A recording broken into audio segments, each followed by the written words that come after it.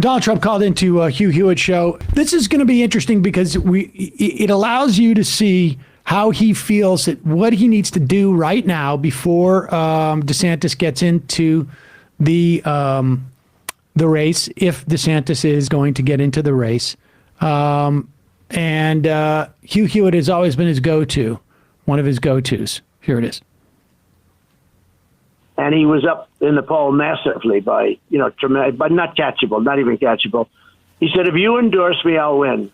Pause it. Let's be clear here. He is talking about how DeSantis came to him, crying, please endorse me. And I think this is actually, this is one of those moments where Trump is really speaking truthfully. He feels betrayed, without a doubt.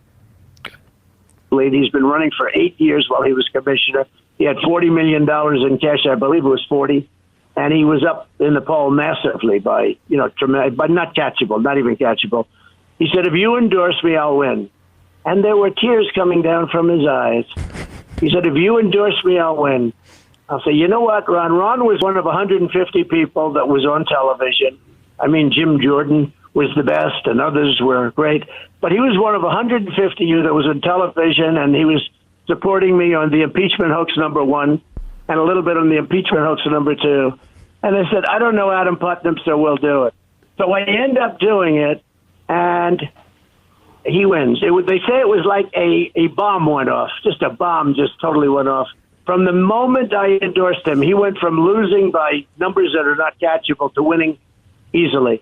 And is it your position, Mr. Trump, that then I got him past the crackhead, who was the hottest person in the entire Democrat Party at the time, and he slightly took a different position afterwards, but that's all right. Him and Stacey Abrams were the two hottest politicians that they were going to be the party of the future, the Democrats of the future.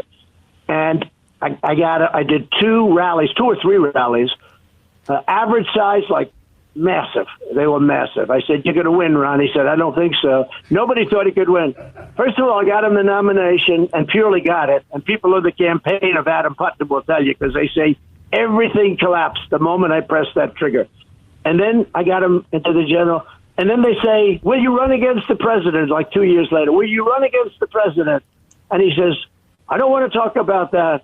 This is not something we're talking about now. I said, that's not a very good answer. Now, in the case of Nikki Haley, she's got... There you go. I am curious what he has to say about Nikki Haley. He's mad. He's mad. They're running against him. Yeah, let's hear a little more. Gone around publicly. You saw it's all over the place. Correct. And she said, I'll never run against my president. He's a great president. He's been our greatest president. I'll never run. But Nikki suffers from something that's a very tough thing to suffer from. She's overly ambitious. Mike Pompeo says it. Women. Donald J. Trump says, you know what? The problem with Nikki Haley, she's a little too ambitious. She's a little too full of herself, says Trump. The women, they've got to know their place. She asks for too much. I also just love... She can be VP, but not the whole thing. I love with it specifically is that Trump simultaneously says, DeSantis never had a chance, but still manages for, this lowly agriculture commissioner, Adam Putnam, to be like, yeah, he was terrible. He was not going to, I ruined him because I endorsed DeSantis. Yeah, it's just, he's partially right. The endorsements from Trump back then were not necessarily what they were, I would say, now. And his support, he was still able to galvanize more popular support back then. I don't know if Trump endorsing candidates has the same... I think it's always been mixed. It really it depends on where they are and what the narrative is, and in a primary, for the most part, it generally helps. I think partly what also, it wasn't that big of a stretch for him to support DeSantis as opposed to that other guy. It was they were both sort of quasi-generic Republicans, and DeSantis really tacked to sort of tried to come off as reasonable. I think if I remember that race.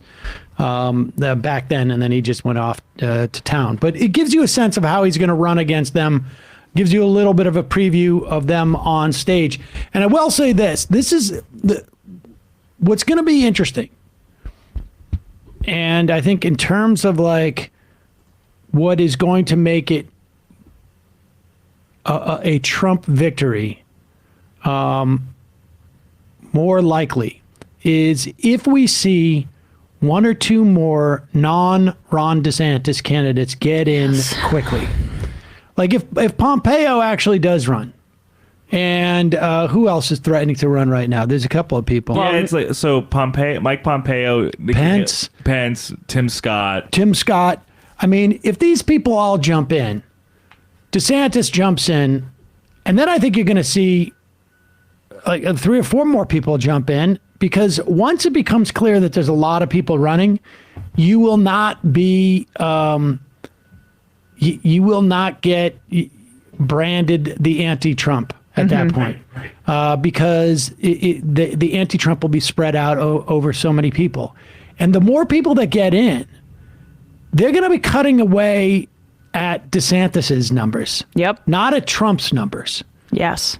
And so it increases the chance of Trump winning the more people who get in my estimation. So that is DeSantis' only shot, which is why the crowning of him as the next Republican nominee is immensely premature, because he would first have to get into the ears of all those other Republicans and basically stay out. That's his shot to actually get the nomination, and that's not happening. Nikki Haley is different too, I should say, because I think Nikki Haley is clearly working with DeSantis. Yeah, not running for president. She's running for the whoever doesn't win. I mean, whoever is not Trump, and if they win, they're vice president.